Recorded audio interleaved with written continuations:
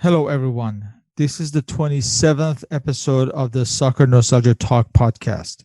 As always, this is Sean from Los Angeles, and I'm joined by Paul from Shipley in England. For this episode, we start a new interview series with Mr. Nacho Dimari, Argentinian journalist, as we discuss the Argentina National Team matches under Cesar Luis Menotti. For this first episode, we will look at the matches in 1974 and 1975. Hello, Hi, Nacho. Sean. Hi, Paul. How are you? Fine. Thank you for joining us. Good to have you. It's a pleasure for me to be here. Thank you. And just to kick us off, would you mind just saying a little bit about yourself and your football memories and your early football interests and how it's led you to here? Okay, sure. My interest about football, that was, I think, the first second when I came to life, because my father, he was a very big fan of River Plate.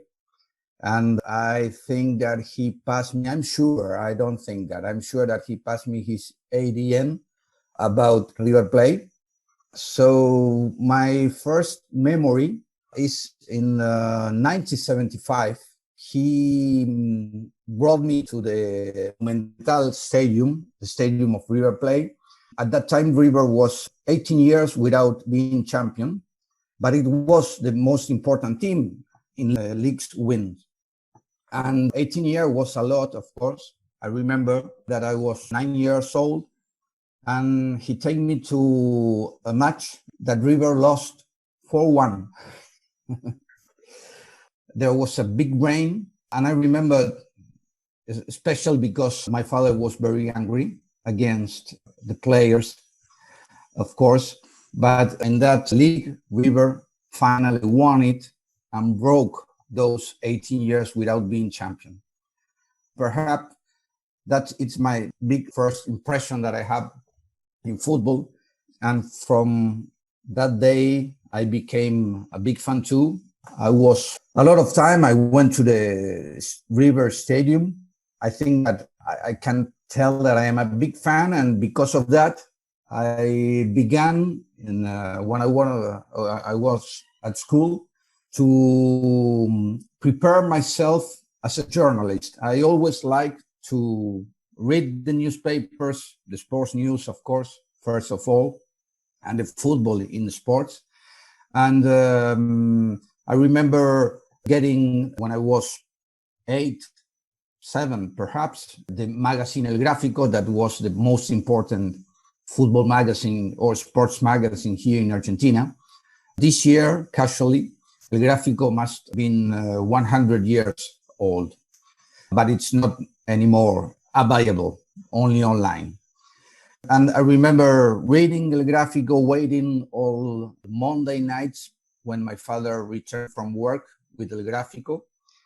And I think that were my first memories from being a journalist, with El Gráfico, Magazine El Goles, and all that make a path through journalist. And when I finished school, I went to a journalist institute because at that time it wasn't third level at university. There was no university, but I went to study anyway journalist.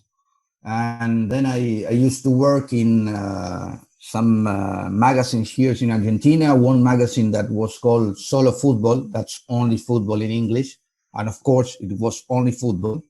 It was a very, very good magazine. I think it was the only one that covers all the divisions, really, from the lowest to the first division. And then I wrote some articles at El Clásico, that was kind of newspaper, 92, more or less. Then I went to live in Chile 2 years, from 94 to 96. And when I returned from Chile, I started working as a collaborator with El Mercurio. That's the biggest newspaper in Chile. And I used to cover River Plate because Marcelo Salas was playing in River at that time. And after that, I think that my biggest thing in journalists is to collaborate with Onze Mondial, the French magazine. That magazine led me to study French when I was young, and I used to buy the magazine in 1980. And my mother once told me, why you want money to buy a magazine that you never understand what it's right there? So I get mad and I went to a French institute here in Argentina. And I told my mother, okay, if you give me the money to buy the magazine, I will study French. That's my my thoughts about football. And I remember when I met the journalist Frédéric Amelin from Onze Mondial, who came here to cover some matches of Argentine football before the World Cup in France. So I met him and instantly we became friends. That's incredible, but that was the sort of thing. At the 2 minutes in the match, we were chatting about European football, Argentine football, laughing. And after that, I wrote with him 2 articles that were published in Onze Mondial. And well, now I'm here in Nostalgia Soccer. Very good. So let's get started with the Cesar Luis Menotti era. Cesar Luis Menotti was appointed on September 21st, 1974, and tasked with preparing a team to win the World Cup on home soil in 1978. He had led Huracan to the Campeonato Metropolitano title in 1973, with a side containing the likes of Omar La Rosa and René Hausmann, among others. We come to his first match, post-1974 World Cup. This is on October 12th, 1974, as part of a Copa Hispanidad, or Hispanity Cup. It was a friendly between Argentina and Spain at Buenos Aires at Estadio Monumental. For this match, for his very first team, Menotti selected the following lineup: Ruben Omar Sanchez in goal from Boca Juniors, Jorge Carrascosa of Huracan, Jorge Paulino of Racing Club, Vicente Pernia of Boca Juniors. Captaining the side was Roberto Rogel of Boca Juniors, Carlos Babington of Huracan. He'll be replaced by Osvaldo Potente of Boca Juniors in the 67th minute. Miguel Brindisi of Huracan. He'll be replaced by Marcello Trobiani of Boca Juniors in the 65th minute. Francisco Fatiga Russo of Huracan. Edgardo Di Meola of River Plate. René Hausmann of Huracan. And finally, Enzo Ferrero of Boca Juniors. Now, I'll also go through the Spain lineup, and they were missing the likes of Asensi, Marcial, and Roberto Martinez, all through injury. So the Spanish team was Iribar in goal from Bilbao, Sol of Valencia, Benito of Real Madrid, Capon of Atletico Madrid, Castellanos of Granada, Piri of Real Madrid, captaining the side Claramunt of Valencia, Javier Irureta of Atletico Madrid, the late Enrique Kini of Sporting Gijón. He'd be replaced by future Spanish FA president Ángel Villar of Bilbao in the 67th minute. Benitez of Betis. He'd be replaced by Garcia Soriano of Murcia in the 67th minute. Churruca of Gijón. And the team was managed by Ladislau Kubala, former Barcelona great. Couple of notes to make about the lineup for the Argentinian lineup. For Jorge Paulino, Edgardo Di Meola, and Enzo Ferrero, this was their very first cap. And in fact, for Di Meola, this would be his one and only cap. Yes, that's right. And as far as Trobiani and Russo and Potente, this was only their second cap, just to show that it was a very inexperienced side. And one note to make, do you guys remember Trobiani in the 86 World Cup? Yes, sure. Trobiani had, in French, they say, a second jeunesse. Second act. Second act, when he was managed by Bilardo in Estudiantes de La Plata in 1984, more or less, 83. So he became one of the players that he sent to the national team once he was named as the successor of Menotti. And I want to point out that in the final versus West Germany, he was sent on in the last few minutes, more as a sentimental Yes. gesture more than anything. That's right. Yeah, that's right. Other notes to make: this was Brindisi's 46th and final cap, as it seemed like Menotti was dispensing with some of the old guard. So his first cap had been in 69. And also Carlos Babington, who was part of the 1974 World Cup squad. This was his 13th and final cap. Babington was nicknamed the Inglés, el Inglés, the British, because of his last name, course, right. of his last name. Okay. Also, we have Vicente Pernia. His son would be a Spanish international, like around 2006, 2007 with Atletico Madrid. Also, from this very first lineup, only one player would feature in Menotti's 1978 side, and that's Hausmann, the late René Hausmann. Yes. He was a very special player. I think that he may be one of the most important players that Menotti could manage, because he was very special. He was raised in a family with a lot of money problems, and he used to play football at, here they say, the Villa. Villa, it's some sort of community of people who has no money at all. So they used to play without shoes and all that. And Hausmann, he used to play with his friends in the Villa, even when he was already a pro player in Huracan. Is this a Brazilian equivalent of a favela? That's right. It's a favela. Yeah. As far as the match itself, Spain took the lead in the 82nd minute through Piri, and Rohel tied the match a minute later. So the very first match ended as a 1-1 tie. Next, we have just less than a month later, on November 6th, as part of the Ditborn Cup at Estadio Nacional of Santiago, Argentina took on the host Chile. For this match, Menotti selected Ruben Sanchez of Boca Juniors, Rohel captaining the side again from Boca Juniors, Jorge Paulino of Racing Club, Vicente Pernia of Boca Juniors, Jorge Carrascosa of Huracan, Francisco Fatiga Russo of Huracan. He'd be replaced by Geronimo Saccardi of Ferrocarril Oeste, Marcelo Trobiani, Boca Juniors, Horacio Raul Cordero of Argentinos Juniors. He'd be replaced by Juan Jose Lopez of River Plate in the 59th minute, Enzo Ferrero of Boca Juniors, Ricardo Boccini of Independiente, and Daniel Bertoni of Independiente. So as far as the standouts, I guess we can talk about Daniel Bertoni's first match discovery and one of the stars of the 78 World Cup. A lot to discuss about him. And also to point out that Ricardo Boccini, idol of Maradona, he's one of the most decorated players in Copa Libertadores.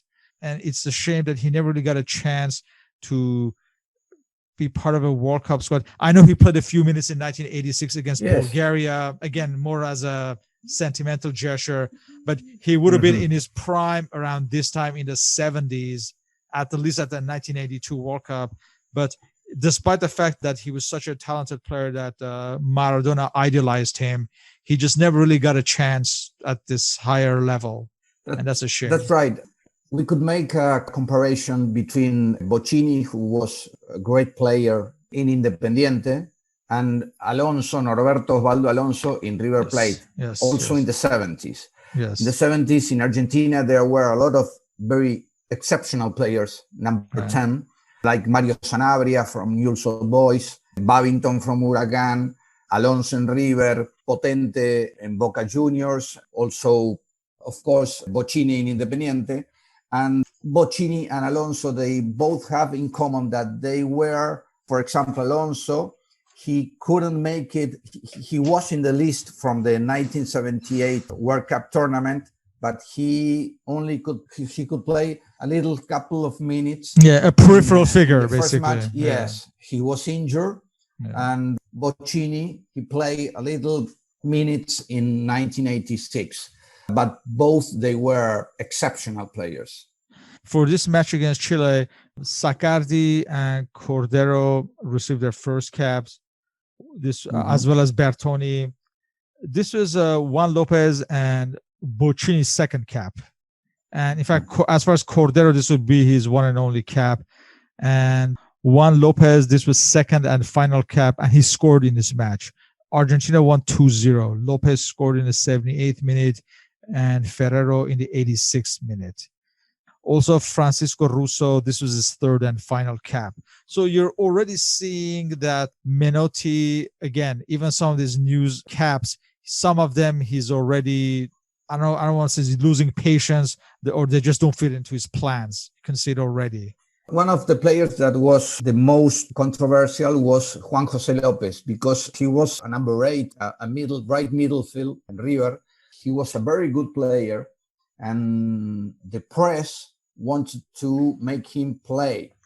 But Menotti, Juan José Lopez doesn't fit in his team or in what he wanted from a right middle field. So he was very criticized when he never called up again Juan José Lopez. But he was a very good player. And Cacho Saccardi, number 5 from Ferrocarril Oeste, he was an historical player in Ferro. He always played there. He won the league in 1981 with Ferrocarril Oeste. That was a very lower team.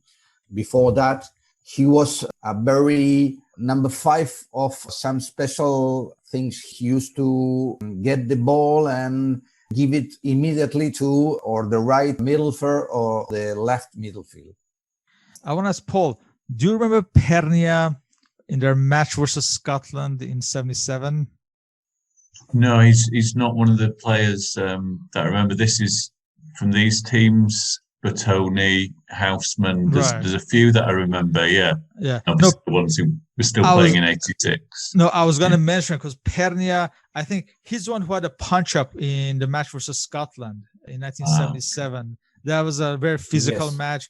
I don't remember how many players were sent off in that match, but it was a very physical match. And as a result, Pernia slowly lost his place in the team after the violent altercation versus Scotland. But we'll get to that in our future podcast. As far as the Chile squad, I'll quickly just go through this lineup. We had Adolfo Neff of Colo-Colo, Juan Machuca of Union Española, Leonel Herrera of Colo-Colo, Rafael Gonzalez, Colo-Colo, Francisco Pinochet of Huachipato, Javier Mendez of Aviación, Sergio Ramirez of Palestino, Manuel Gaete of Unión Española. He'll be replaced by Miguel Gamboa of Colo-Colo, 56th minute, who in turn would be replaced by Leonardo Veliz of Colo-Colo, 84th minute. Luis Araneda of Colo-Colo, replaced by Alejandro Trujillo of O'Higgins in the 56th minute. Sergio Ahumada of Unión Española, and finally Pedro Pinto of Palestino. And the team was managed by Pedro Morales. This was not the only Ditporn Cup match. Just 2 weeks later, on November 20th, the return match was played at Buenos Aires at Vélez Sarsfield Stadium, Jose Amalfitani. For this match on November 20th, Argentina lineup was Ruben Sanchez, Boca Juniors, Jorge Paulino of Racing Club, Vicente Pernia of Boca Juniors, Jorge Carrascosa of Huracan, again captaining the side, Roberto Rogel of Boca Juniors, Marcelo Trobiani, Boca Juniors, Osvaldo Potente, Boca Juniors, Geronimo Saccardi of Ferrocarril Oeste. He'd be replaced by Ruben Galvan of Independiente in the 60th minute. Ruben Galetti of Estudiantes, he'd be replaced by Roberto Muzo of Boca Juniors in the 78th minute, and Enzo Ferrero of Boca Juniors, and Ricardo Boccini of Independiente. We should mention that Jorge Paulino would be sent off in the 77th minute. This would be his third and final cap. He played in Menotti's 3 first matches, and after that, he was out of contention. Also, Osvaldo Potente, this was his third and final cap. This was Enzo Ferrero's third and final cap. Again, he played in first 3 matches of Menotti. Geronimo Saccardi, this was his second and final cap under Menotti. This is Ruben Galetti's first and only cap. And in fact, he scored in this match. He scored on a penalty kick in the 43rd minute, tying after Mendez had given Chile the lead. The match ended as a 1-1 tie. This was Roberto Muzzo's first cap. He'd get 4 caps in total up until 1983, but his next cap would be 1976. So for the time being, after this first match, he'd be out of contention. This was Ruben Galvan's second cap, and he, of course, would be part of the 1978 World Cup team. So for this particular match, he'd be the only one who would be part of the 78 squad. I was going to mention that he was the only one in that team. And again, just quickly going through the Chile squad: Adolfo Neff, Colo-Colo; Mario Galindo, Colo-Colo; Leonel Herrera, Colo-Colo; Rafael Gonzalez, Colo-Colo; Francisco Pinochet, Huachipato; Javier Mendez, Aviacion, replaced by Francisco Valdez of Colo-Colo, 60th minute; Edio Inostroza of Huachipato; Sergio Ramirez of Palestino; Alejandro Trujillo of O'Higgins. He'd be replaced by Hector Pinto of Universidad de Chile, 63rd minute; Sergio Ahumada of Union Española; and finally Leonardo Veliz of Colo-Colo. By the way, if I mispronounce any name, please go ahead and correct me. I do my best, but your Spanish is great. Yeah, I wish. Only thing I want to mention, when you mention in the others lineups, Fatiga Russo, remember number 5, or center midfield. I laugh because Fatiga was not a name; he was a nickname. Yes, exactly. In quotation Fatiga, marks. it means that he was tired, kind of tired. That's Fatiga. What's the origin of the nickname? Yes, I want to mention this. We have especially to do a program. Let me please tell you this. You have to make a program with the nicknames in Argentine football. It's incredible. You have animals. You have it's something that Piojo Lopez, fantastic. Piojo Lopez, that's right. Yes, that's the flea. Yeah. No, it's incredible. It's incredible. With this, the year 1974 ended. So far, it looks like, again, just mostly experimentational matches, and kind of some of the old guards been done away with. And it looks like so far at this point, the only members of kind of the old guard who have his attention are Hausmann. And as far as the new discoveries, it seems to be only Bertoni and Galvan so far of the players who would make the 1970. Yes, because Independiente at that time was perhaps the most important team in South America, winning the Copa Libertadores. Multiple times. They also became World Cup champions, defeating Juventus 1-0 goal with a goal scoring of Bocchini. And it was one of the most important teams at that time, playing a very great football alongside Huracan, who was the team that Menotti knew very well because he used to manage.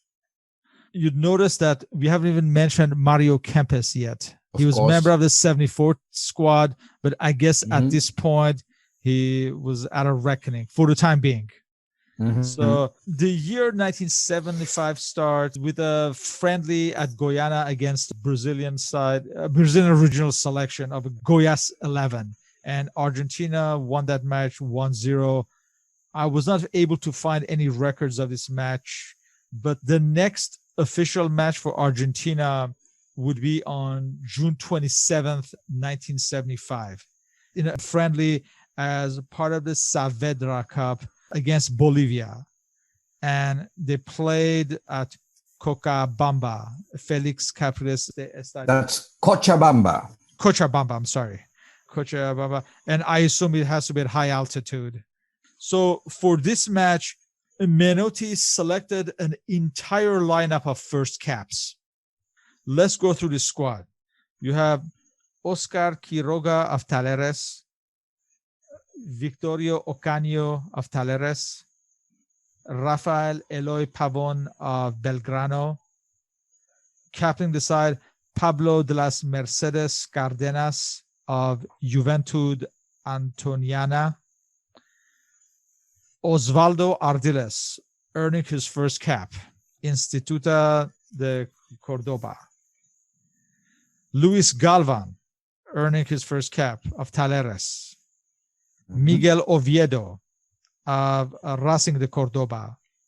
He'd be replaced by Ruben Giordano of Racing Club in the 46th minute. Jose Daniel Valencia of Talleres. Antonio Rosa Alderete of Talleres. He'd be replaced by Luis Luduena of Talleres in the 81st minute. Daniel Astegiano of Ingenio Ledesma de Jujuy, if that's the correct spelling. I mean, pronunciation. It's very well. And Rene Alderete of Tucumán, and he'd be replaced by Ricardo Villa of Tucumán in the 46th minute. So a few of these first caps would be part of the 1978 World Cup team. Obviously, Ardiles stands out with Ricardo Villa, future Tottenham players, Luis Galvan, yes, Oviedo. Oviedo, although he would not feature as much, he'd be part of the final squad. And he was selected in the team. Exactly, as well as Jose Valencia. We see a few players who would be part of the squad in the future. However, the likes of Quiroga, Alderete, both Alderete players, Giordano, Luduena, this would be their one and only cap. As far as Pablo de las Mercedes, he'd gain like a handful of caps, like six caps around the 75, 76, but he would not be part of the 78 squad. And Ocaño would be part of the squad until 1980. He'd get 6 caps, but he would be a peripheral figure.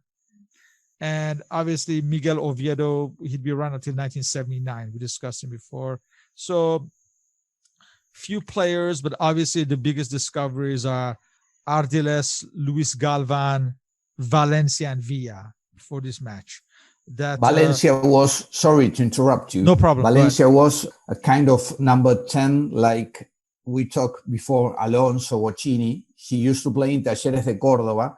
At that time, Talleres de Córdoba played, there were 2 tournaments in Argentina at that time. It was the league, the Premier League, some sort of, and then there was, they called El Nacional, the national tournament that used to Metropolitano and Nacional. Metropolitano and Nacional. The Nacional, it was a tournament with teams from different parts of Argentina. Talleres was from Córdoba, and Instituto also was from Córdoba.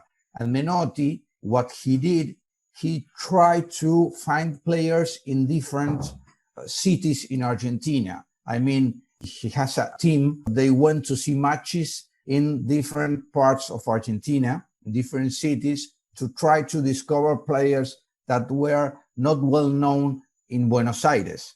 We have to go back to that time to know that there was no television like nowadays. YouTube doesn't exist. So it was very difficult to go and find players in different cities in Argentina. And Menotti has that ability of watch every match and then try to find those players that fit in the national team. Ardiles was a very Menotti discovery. Was this game a deliberate decision not to pick players from the bigger teams? There don't seem to be anyone from Boca or River Plate in this lineup. It seems as though he's gone for smaller teams to pick the team. That's right. In those years, there was big discussions between the AFA, that's the Asociación del Fútbol Argentino, and the teams, because sometimes they didn't want to borrow teams for players from those teams that were playing perhaps the Copa Libertadores, or they were playing for the legal title. So Menotti used to name players from different teams in Córdoba, Rosario, and Jujuy. And that was very important. Tucumán, for example, Villa, he was not well known in Buenos Aires. And then he became one of the most important players in sports history when he won the FA Cup later with Ardiles. Was he at this point, Menotti, was he doing the long training camps at this point, or was he just selecting the players for the matches? And because later he would be known for that, for these long training camps. I think that at this time he was beginning to give form to what it will become the team that he would select for the World Cup in Argentina. Because Ardiles, he won't hit the national team till Menotti lived in 1982. Villa was selected and he became one of the players that was called up to the national team. Even if they were another number 10, Villa was a classic number 10 in Argentina, but he was a big guy. And perhaps sometimes it seems so slow when he played.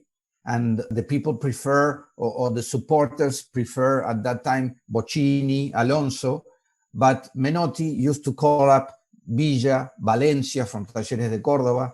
And I think that he was creating what became later the team that played in the World Cup in 1978. And as far as this match with Bolivia, Astesiano gave Argentina a lead in the 24th minute. Pavon scored an own goal for Bolivia in the 55th minute, and Aldarete scored a winner for Argentina in the 70th minute. Next, another friendly as part of the long-running Newton Cup with Uruguay on July 18, 1975 at Montevideo's Estadio Centenario.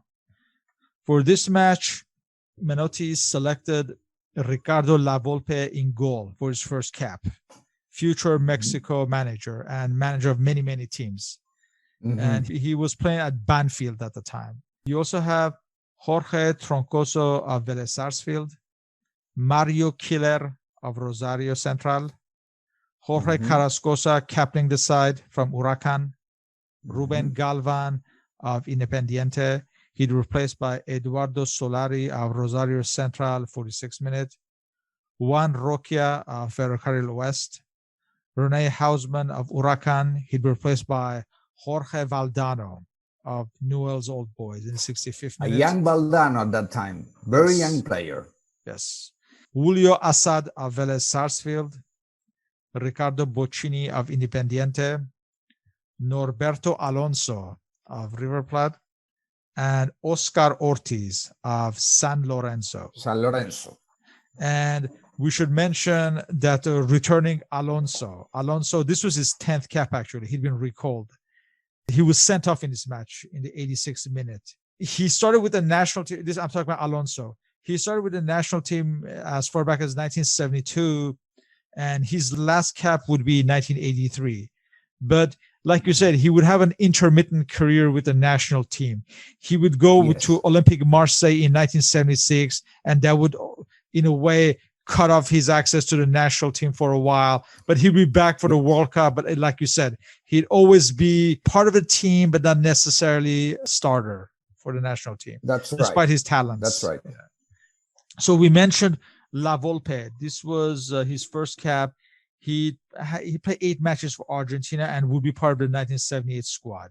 He was selected as the third goalkeeper. Jorge Troncoso, this was his 4th cap. This was his recall to the national team. And this would be his last cap as well. This was his recall, but would be his last cap regardless. Mm-hmm. Mario Killer was also recalled. This would be his 3rd cap. Eduardo Solari, this was his first and only cap, as well as Juan Roquia. This was Jorge Valdano's first cap, and he scored twice in his very first cap. As far as Julio Assad, this was his first cap. He'd get about 7 caps around 1975-76 season. His nephew, Omar Assad, he was part of the 1994 Vélez Sarsfield squad that won the Copa Libertadores and the World Club Cup. A Turquito, little Turkey. He, in turn, would get 2 caps with Pasarela as manager in 1995. Also, to mention Oscar Ortiz. This was his first cap, and he'll be part of the 1978 World Cup squad. A great player. Yes, somewhat underrated, I guess, outside of Argentina, but I was remembered just for being as part of that final squad. Let me also run through the Uruguay squad. You have Walter Corbo of Peñarol, Carlos Peruena of Peñarol, Rafael Viazan of Nacional, Juan Morales of Cerro, Saul Rivero of Liverpool Montevideo. He replaced by Dario Pereira of Nacional in the 65th minute, Ricardo Segovia of Huracan Buceo of Montevideo, Jose Lorenzo of Cerro, Lorenzo Unanue of Peñarol, Fernando Morena of Peñarol, Juan Ramon Silva of Peñarol, Juan Carlos Ocampo of Nacional, and he replaced by Herbert Revetria of Nacional in the 82nd minute. As far as the match itself, Norberto Alonso would give Argentina the lead in the 10th minute. Fernando Morena would tie the match in the 62nd minute. Jorge Valdano, in his first cap, would score twice more in the 79th and 84th minute, before Morena again scored a minute later in the 85th minute for a final win of 3-2. Jorge Valdano was a discovery, although he would quickly leave and go to Spain and would be out of the contention as far as the national team for until he'll be part of the 82 squad. But again, even then he was not a starter. But that's right. In 82, he didn't play so much. Yes, in 86, he was one of the most important players. And he was called up to the 90 team in the in the friendlies, World Cup in Italy. He had retired from football, and Bilardo called him and tell him to prepare himself to go to the World Cup. But Bilardo didn't choose him in the final selection. Right. He was a free agent at the time. And we should mention that he was forced to retire like a few years before, after he contracted hepatitis while as a Real Madrid player. So those are the years under Bilardo, like 84, let's say, through 86, 87. That's when he was at his height. Obviously, he would become a very famous manager and journalist and everything along the way. Yes. He's very special. He writes very well. He reads the football very well. And I think that he's one of the most important players, journalists, managers that Argentine football have give to the world. I was surprised that Valdano was recalled as a free agent in 1990, because I was under the impression that by then him and Bilardo didn't see very much eye to eye. Yes, that's right. Because as you said before, Valdano was a discovery of Menotti. And in Argentine football... the Menotti-Bilardo thing, Yes. It's a derby. Bilardo with his thoughts and Menotti with his thoughts. That itself is a podcast in itself. Completely different. Yes. Menotti, he always likes to make a beautiful team and a beautiful play. And Bilardo, he says that the most important thing in football is to win. So it's very controversial. Yes. But perhaps in another program, we are going to talk about this. So, in Argentina, you're either a Menotista or a Bilardista, basically. That's right. And that's the schools of thought. Listen, I'm Bielcista. Very good. Well, no, people can't see, but let's just say that you had a T-shirt. My shirt. of a young Marcelo Bielsa. Yes. I guess in the simplest terms possible, for people who are not aware of this cultural discussion in Argentina, in the simplest terms possible, Menotti believes in champagne football, while Bilardo believes at win at all cost. And that's right. the best way I can explain it. Perfect. But like you said, that's a whole podcast in itself. More than that. Exactly. That would be a fascinating discussion, actually. But yeah, for a future discussion. Sure. Just a few weeks after this match against Uruguay, Argentina played in the Copa America. Obviously, we have to mention that usually these Copa Americas, traditionally, at least Brazil and Argentina, don't always select their best squads, and they usually use it as more as a training experimentation. Exactly. And obviously that has changed somewhat, but for the most of these decades, that's what they were used for. This first match on August 3rd was in Caracas against Venezuela, who at the time were the weakest team in the continent. Sure. There was a big difference, not like nowadays, between the Argentine football, Brazilian football, Uruguayan football, and Venezuela. For this match, Menotti recalled Hugo Gatti, the veteran goalkeeper. He also appointed him captain for this tournament. Yes. At the time, he was at Union Santa Fe. Union de Santa Fe. So then also you had Andres Rebotaro of Newell's Old Boys, Jose Pavoni of Newell's Old Boys, Daniel Killer of Rosario Central, Rafael Pavon of Belgrano, Julio Assad of Vélez Sarsfield, Americo Gallego of Newell's, Mario Zanabria of Newell's Old Boys. He'd be replaced by Ardiles of Huracan in the 56th minute, Ramon Boveda of Rosario Central, Leopoldo Luque of Union Santa Fe, Mario Kempes of Rosario Central, recalled for the first time since the 1974 World Cup. He'd be replaced by Jose Valencia of Talleres in the 56th minute. So you have Daniel Killer, first cap. He'd be part of the 78th squad. Americo Gallego, the linchpin of midfield of the 78th World Cup. That was his first cap. That's right. Probably one of the most important discoveries for Menotti for this match. Leopoldo Luque, obviously one of the stars of the 78th World Cup.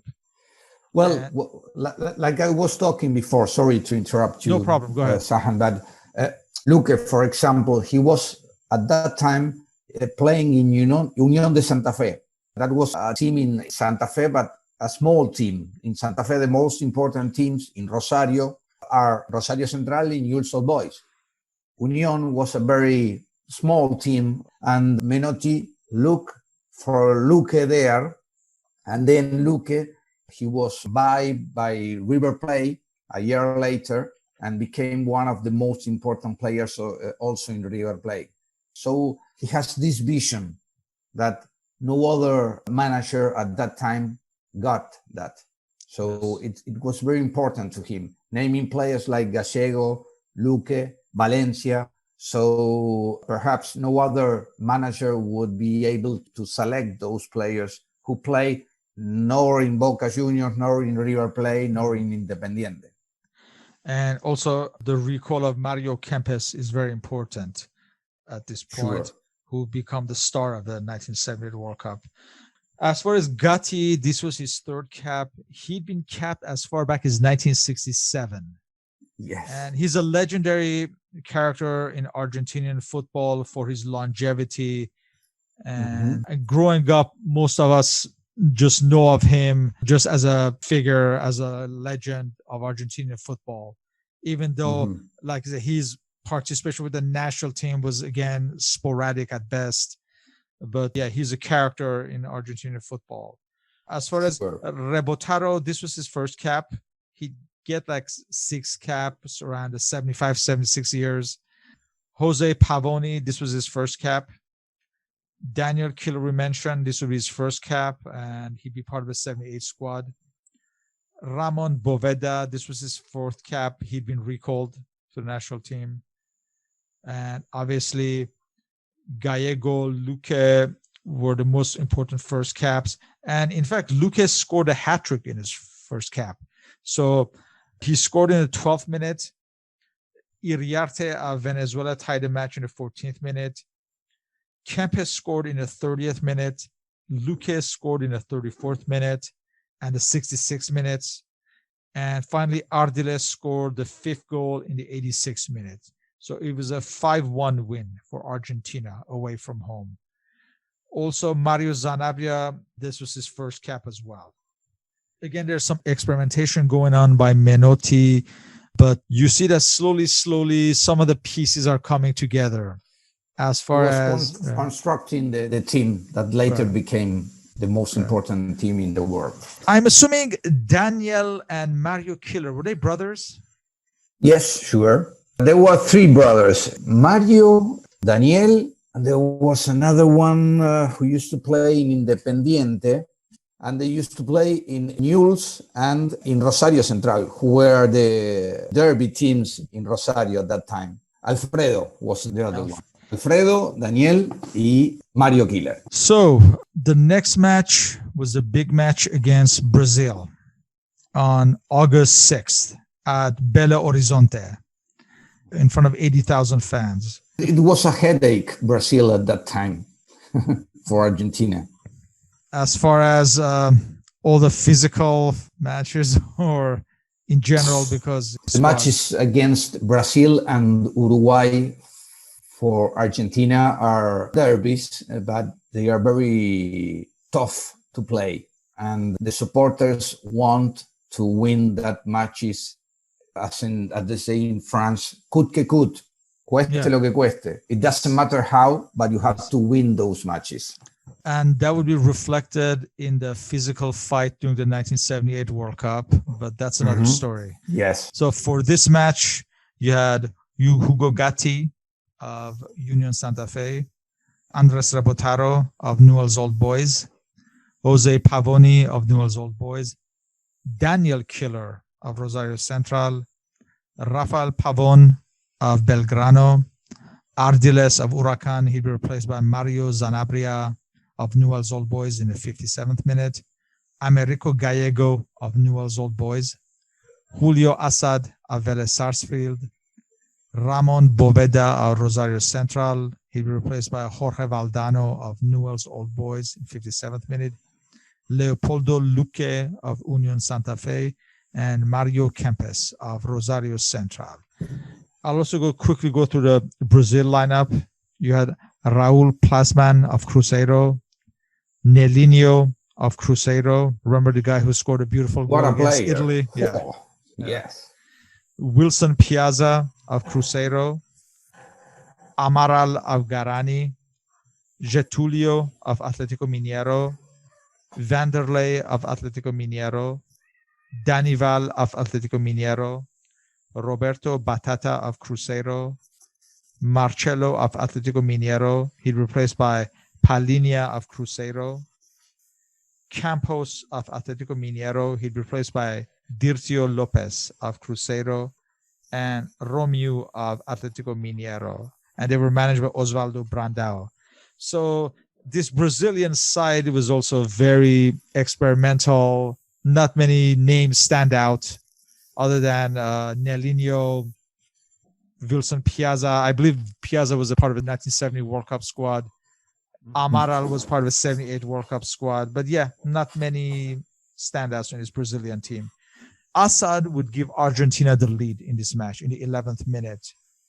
Nelinho would tie the match in the 31st minute, and he would score a penalty kick in the 55th minute and give Brazil a 2-1 win.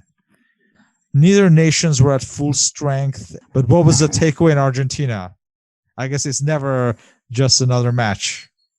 Yes, the matches against Brazil are, as I told you, very important, no matter what they are playing for. So at that time, I think that Menotti was trying to construct the team that would play in the World Cup a couple of years later, 3 years later. So I think that he was planning that and not to win this tournament. But as you mentioned, for example, Gallego was one of the players that was starting to be a part of the team, a very important part of the team. Just a few days later, on August 10th at Rosario, it was a return match against Venezuela. And obviously, it was no contest. Yeah. As Argentina won 11-0. So just quickly going through the lineup, you have Hugo Gatti, Andres Rebotaro, Jose Pavoni, Daniel Killer, Mario Killer, Ardiles. He was replaced by Julio Assad in the 85th minute. Americo Gallego, Mario Zanabria. He was replaced by Jose Valencia of Talleres in the 76th minute. Ramon Boveda, Leopoldo Luque, and Mario Kempes. As far as the goal scorers, Daniel Killer had a hat trick, 8th minute, 41st, 62nd minute. Gallego scored in the 14th minute. Imagine. Yeah, exactly. Gallego scoring from the national team. Maybe that was his only goal for all I can remember. It's possible. I think so. Yeah. Probably, yes. Yeah. So Ardiles scored in the 39th minute. Kempes scored twice, 53rd and 81st minute. Zanabria scored twice, 56th and 64th minute. Boveda scored in the 80th minute and Luque in the 85th minute. It was like a practice match for Argentina. No contest. Something that nowadays you can't imagine that will. Oh, yeah, of course. Will be like this. Yeah, yes. For their final match in this Copa America on August 16th at home at Rosario, they took on Brazil. And, I was going to say, just the fact that they're playing their home matches not at the Monumental or Bombonera and they're playing at Rosario, it just shows that they didn't really take this tournament that seriously. Yes, and also that because Menotti wanted to took the national team to play in different cities and not always in Buenos Aires. The fact that he wanted to collect players from different teams in Argentina, I think that also he wanted to let the national team play in cities that there were no historical used to have the national team playing, like Córdoba, Rosario, because always here in Argentina it was River Plate, Boca Juniors, Vélez Sarsfield. That were the stadiums where Argentina used to play. And also know that a lot of Rosario players on the national team, so maybe that was also intentional. Yes. Yes, that's right. That's right. You have both players from Rosario and from Newell's Old Boys, so used to play there, it will be good for the supporters. Yes. So for this match, you have Hugo Gatti of Union Santa Fe, Andres Rebotaro of Newell's Old Boys, Jose Pavoni of Newell's Old Boys, Daniel Killer of Rosario Central, Mario Killer of Rosario Central, Osvaldo Ardiles of Huracan, Julio Assad of Vélez Sarsfield, Americo Gallego of Newell's Old Boys, Mario Zanabria of Newell's Old Boys, Ramon Boveda of Rosario Central, Leopoldo Luque of Union Santa Fe, and Mario Kempes of Rosario Central. And let me just quickly go through the Brazil squad. Raul Plasman of Cruzeiro, Nelinho of Cruzeiro, Luis Pereira of Palmeiras, future Atletico Madrid player, Amaral of Garani, Getulio of Atletico Mineiro, Vanderlei of Atletico Mineiro, Danival of Atletico Mineiro, Roberto Batata of Cruzeiro, Palinia of Cruzeiro, Campos of Atletico Mineiro, Romeo of Atletico Mineiro. He'll be replaced by Reinaldo of Atletico Mineiro. As far as the match, Brazil won the match 1-0. Danival scored a goal in the 45th minute. This was Mario Killer's fifth and final cap. He'd been first cap in 1972 before Menotti. This was Jose Pavoni's fourth and final cap, all under Menotti. This was Ramon Boveda's seventh and final cap. He'd been first cap in 1972. And also Mario Zanabria's fourth and final cap, all under Menotti. Again, there are players who Menotti is discarding at this stage that they're not going to be part of his plans. While Luque, Gallego, and Killer and Ardiles seem to be part of his future squad. They start to be in some of them, for example, Ardiles, Gallego, Luque, perhaps they were starting to be the key players in the future. The month wasn't even over when Argentina took part in another competition, the Copa Ciudad de Mexico, or Mexico City Cup. On August 21st at Estadio Azteca, they took on the United States. For this match, Menotti, again, by the way, he was co-managing. He was managing these matches with Miguel Angel Juarez, because I'm assuming there's like a B team feel to these matches. It seems like there's so many new caps, and I guess that's why he chose to do it like that in conjunction with Miguel Angel Juarez. For this match, back in the goal was Ricardo Lavolpe of Banfield. He'd be replaced by Hector Bailey of Colón Santa Fe. Ballet. Ballet. I see. You know the nickname of Ballet, Paul? You know it? Chocolate. Got you. Hector Ballet, like you said, he'd be the backup to Filol for the 1978, and also I think 82 squad. I think he was in the 80 yes, 82 he squad was, as well. In the 82 Cup, there were Filiol, Ballet, and the third goalkeeper was Pumpido, who later became world champion in 96. Yes. So this was Ballet's first cap. Then you had Jose Maria Suarez of Belgrano. Capping the side was Pablo de las Mercedes Cardenas of Juventud Antoniana. He'd be replaced by Enzo Trocero of Colón Santa Fe, future Nantes player. Yes. And also Independiente. Aldo Espinoza of Huracan. Americo Gallego of Newell's Old Boys. He'd be replaced by Miguel Angel Oviedo of Racing de Cordoba in the 66th minute. Edgar Fernandez of Colón Santa Fe. Jose Valencia of Talleres. Armando Quinteros of Vélez Sarsfield. Daniel Astegiano of Ingenio Ledesma de Jujuy. He'll be replaced by Daniel Marangoni of Atlético San Martín of Tucumán. Ardiles of Huracan, and Hugo Cosia of Colón Santa Fe. Cosia? Yes. Of Colón Santa Fe. Yes. So we mentioned this was Ballet's first cap. Also, Edgar Fernandez, Jose Suarez, Aldo Espinoza, Armando Quinteros, Hugo Cosia, Enzo Trocero, and Daniel Marangoni. All of them, this was their first cap. We should point out that Daniel Marangoni is not to be confused with Claudio Marangoni, who would later play for Sunderland. Hugo Cosia, this was his first cap. He'd get 9 caps around the 1975, 1979 years. Again, a peripheral figure at best for the national team. As far as Enzo Trocero, I mentioned he would join Nantes later on, then return to Independiente.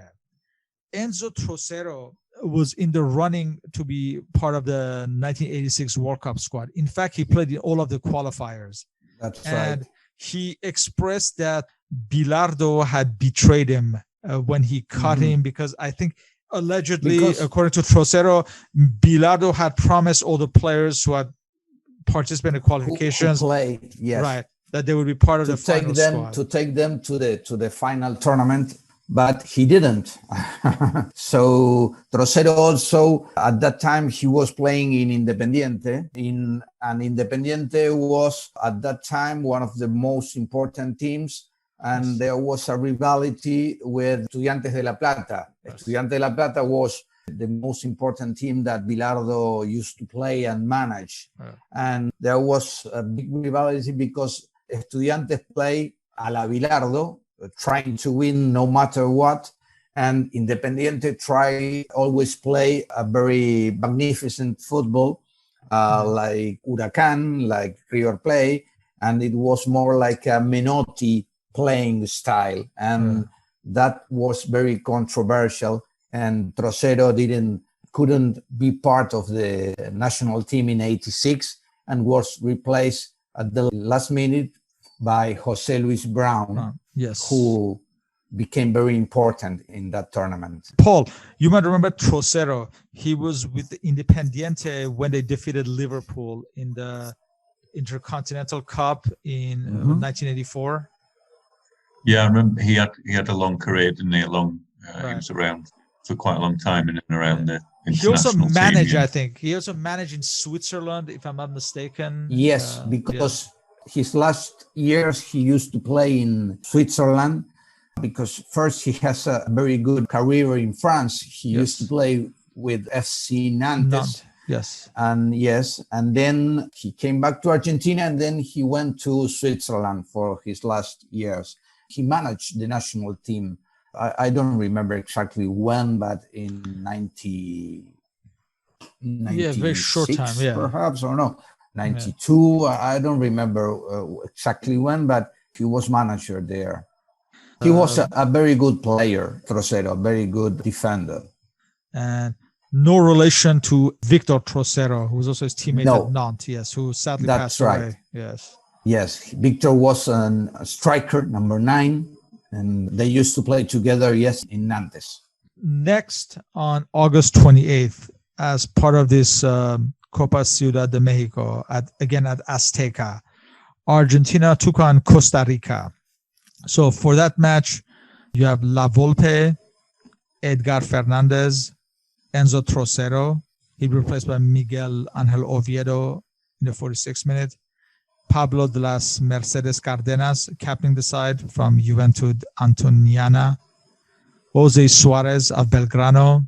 Jose Valencia of Talleres. He'd be replaced by Angel Hector Bocanelli of Talleres. This was his first cap. Americo Gallego of Newell's Old Boys. Armando Quinteros of Vélez Sarsfield.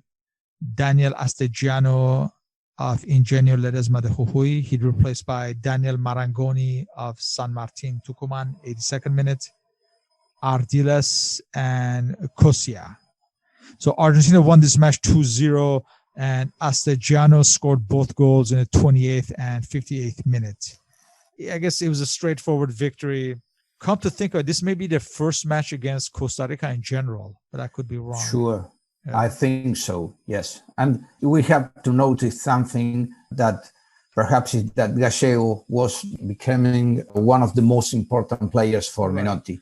Yeah, he started all the last few matches basically since his first cap. And by the way, I forgot to mention in the match against the United States on August 21st, a week before this match, Argentina won 6-0, and I forgot to mention the goal scorers. So Ardiles scored twice, 19th and 23rd minute.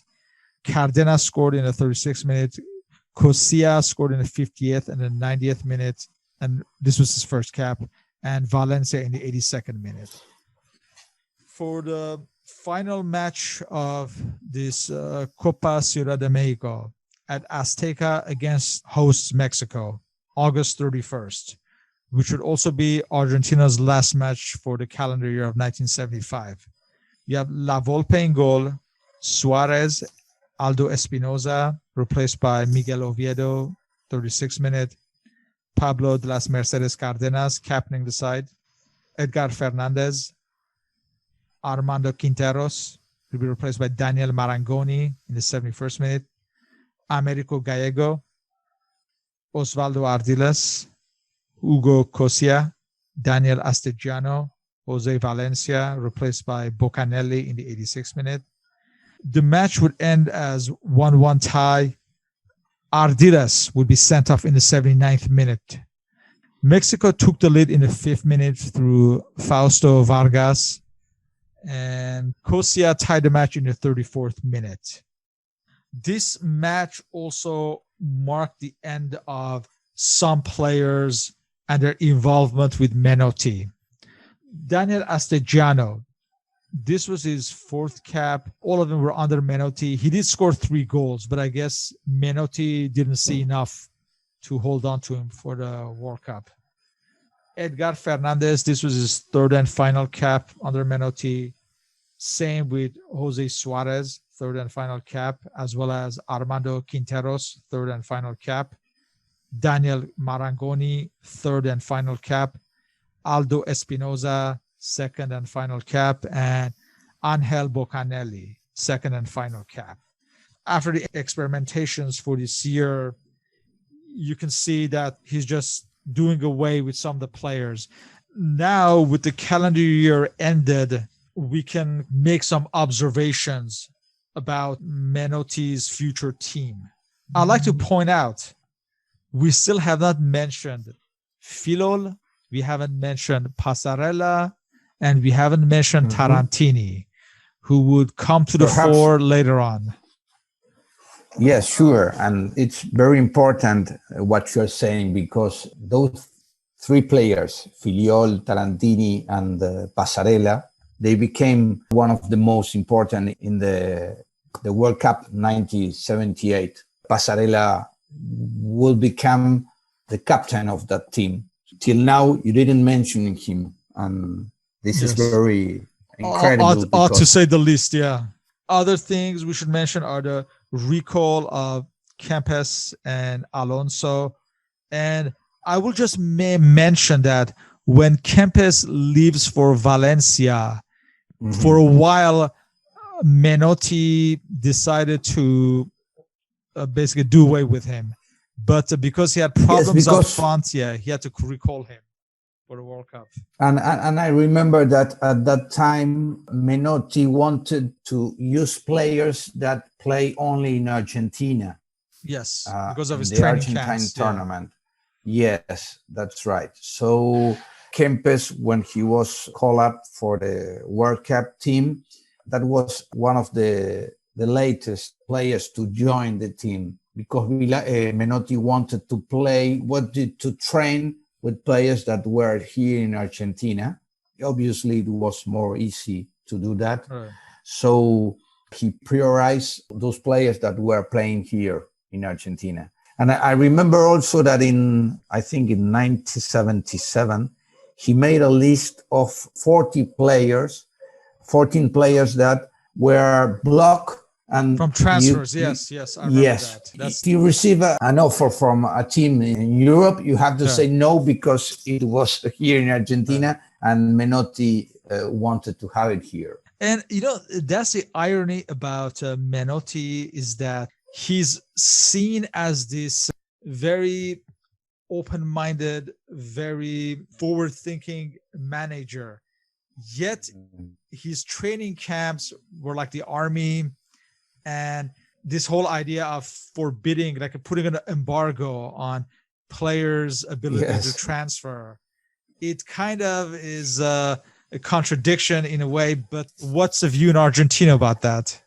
Yes, his intellect is very high for the football media, okay? So he used to read books, but he had to manage the team in one moment of the political situation here in Argentina that were with the military government that strike in 1976. So that was very strange to have a manager that was very open-minded, as you said, but he has to adequate to all these things that were occurring in Argentina at that time.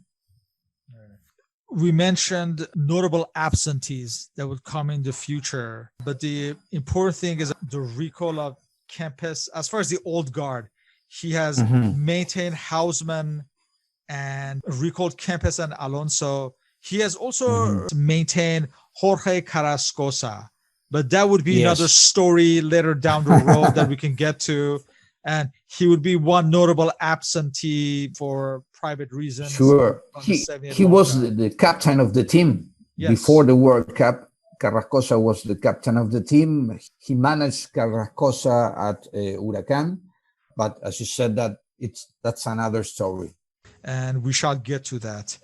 As far as this first season, the main discoveries are Gallego and Ardiles, and to a lesser extent, Luis Galvan, Ortiz, Valencia, Killer, Villa, and Bertoni. And I just know Bertoni Yes. played only one match this season, but obviously he would become a very important figure for the years to come. Sure, because But- Bertoni also, I think he was transferred later to Spain. I don't Yes, know. to with Sevilla, I think. Yeah, I think. right. Yes. Yes. So, and on that days, it was not like nowadays that you have a player that plays 2 matches very well and they came from England, Paul, you came, Paul, and you put the money and you get the player and even thought perhaps you never use it in your team. And that time to play in Europe was not something very common. You have, for example, Kempes in Valencia, Bertoni in Sevilla, Piazza at Saint-Etienne. He was a defender that he almost made it to the World Cup in 1978. But not more players used to play in Europe at that time. You had Enrique Wolf at Real Madrid, right? Around this time as well. That's another. Yes, that could have played. That's right. Wolf, who played every matches in the World Cup in 1974. He was a very good defender for Racing Club, and then he went to Real Madrid, to Las Palmas, and to Real Madrid.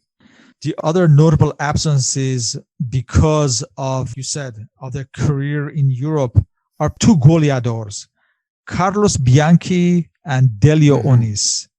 That's right. How Delio Onis never received a cap is an injustice for football. But yes, Carlos Bianchi as well, who was transferred to Europe, also ended his career as far as the national team. They both make an incredible career in France.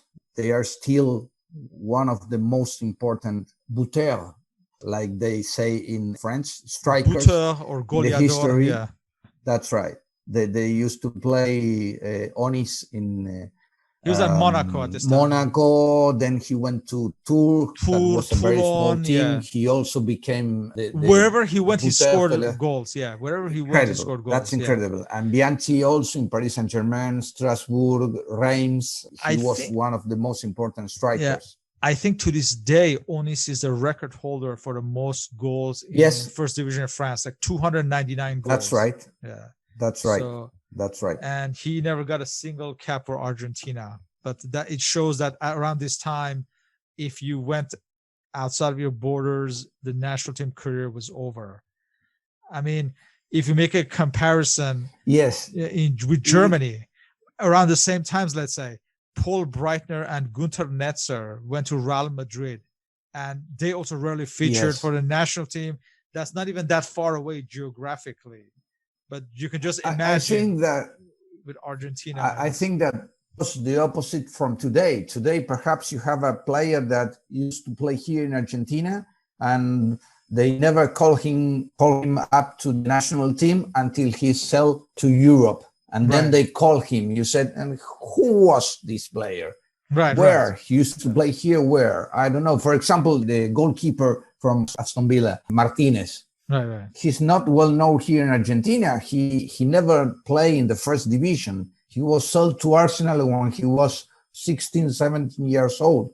So he's not known in Argentine football.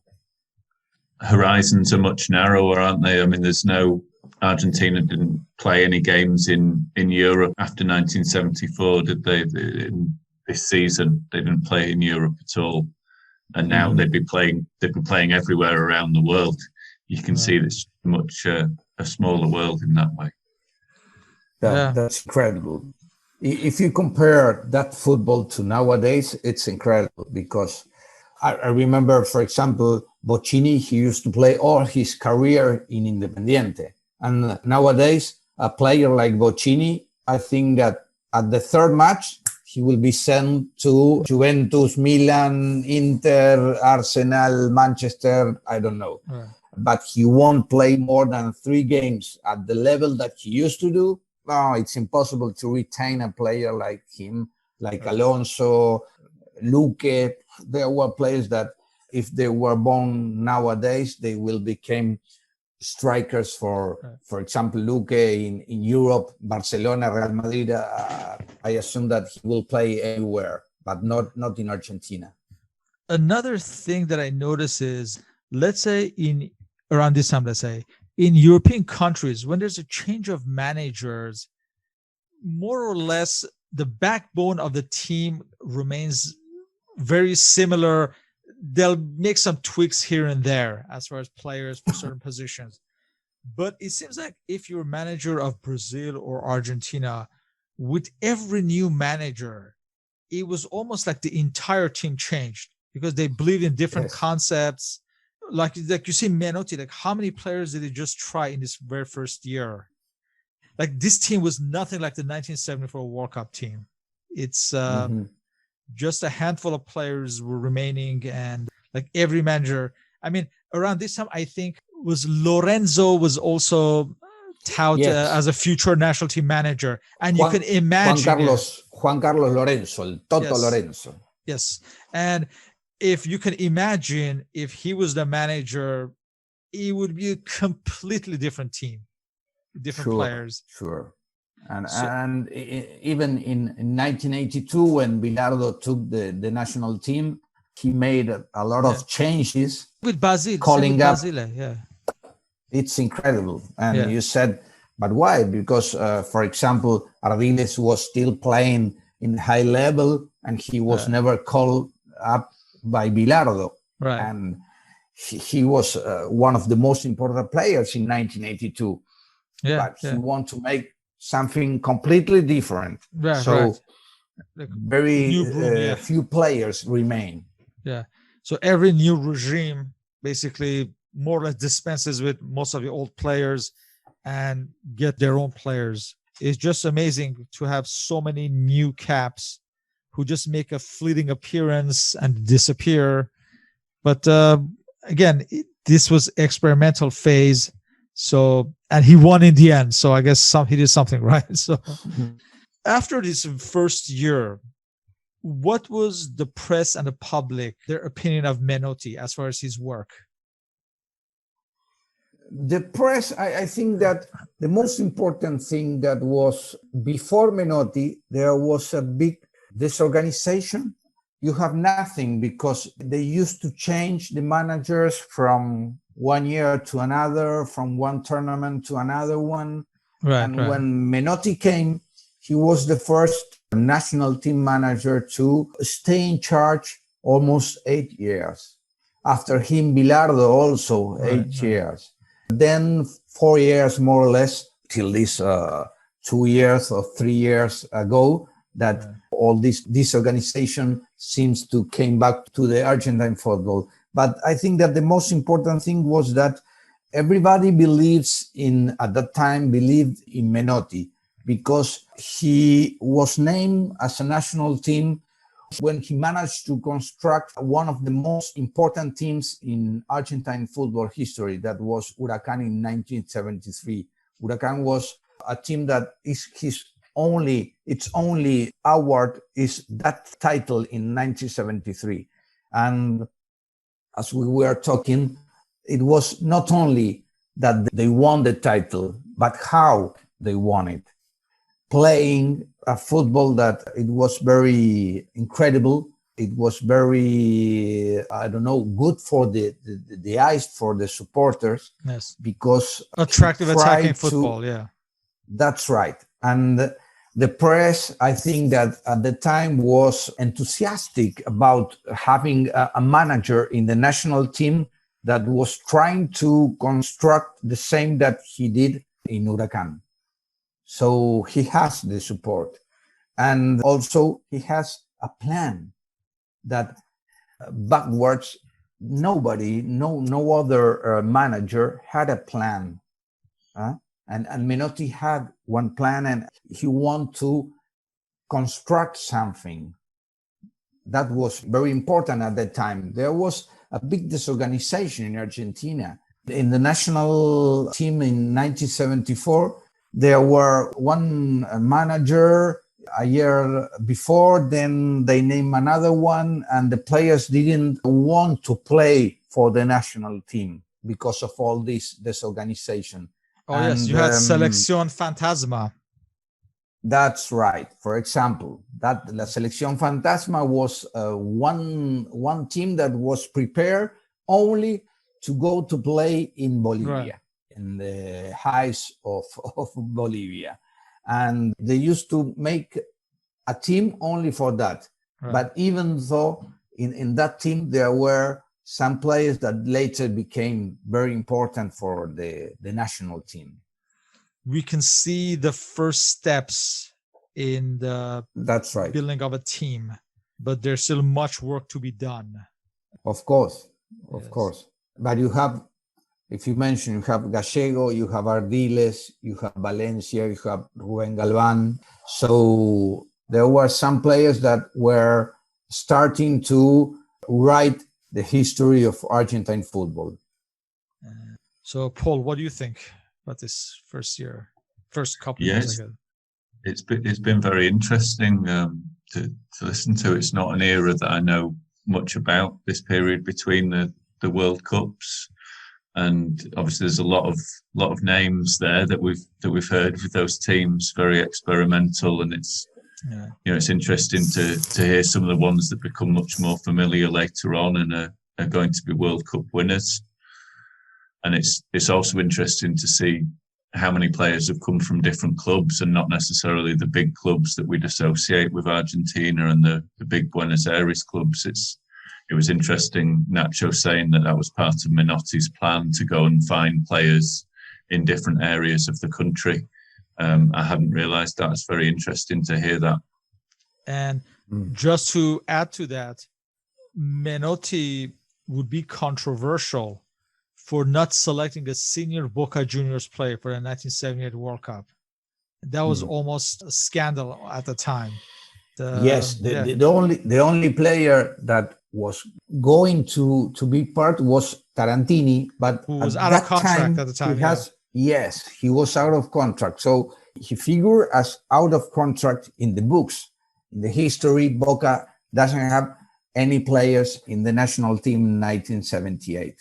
And that was very, as you said, controversial.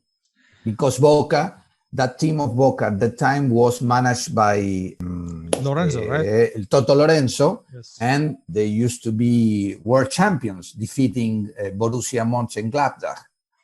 Let's not even mention Maradona, who would come around in 1977.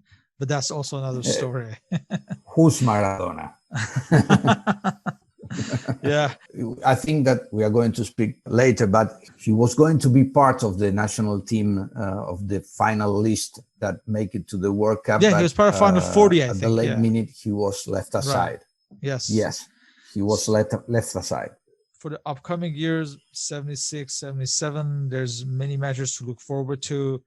There's the mini World Cup of sorts in the summer of 1977 when all the teams from Europe just come on the continent and play friendlies.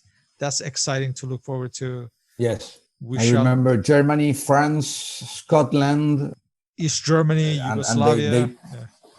Yes, they used to play that matches in most of them in the Bombonera. Yes. The Boca Junior Stadium, because the River Plate Stadium was suffering some changes for the World Cup. Yes, that is a memorable summer to look forward to with all those teams. Go through those in our future podcasts with you. Once again, we'd like to thank Mr. Dimari for his participation in this series. As always, feel free to leave questions and comments. You may contact me on my blog under Soccer Nostalgia, as well as Facebook under Soccer Nostalgia. On Twitter, I am under at SP1873. Mr. Paul Whittle can be contacted on Twitter at 1888letter. You may also follow the podcast on Spotify under Soccer Nostalgia Talk Podcast. And Mr. Dimari's contact info, he's on Twitter at El Oleg. And again, all this information is listed on the blog and Spotify upload. So, Nacho, thank you very much. Thank you, Sahan, reliving that years. And again, looking forward for the following up years. As I said in the beginning, it's an honor to be part of this podcast. Thank you. And Thank it you. won't be the last time. I'm not going to be like one of those players that you mentioned that play only once. I want to play in Soccer Nostalgia more than one match. You definitely are. Yeah. Thank you for joining us, taking us back to time. Thank you, Nacho. Muchas gracias. Thank you. Bye-bye.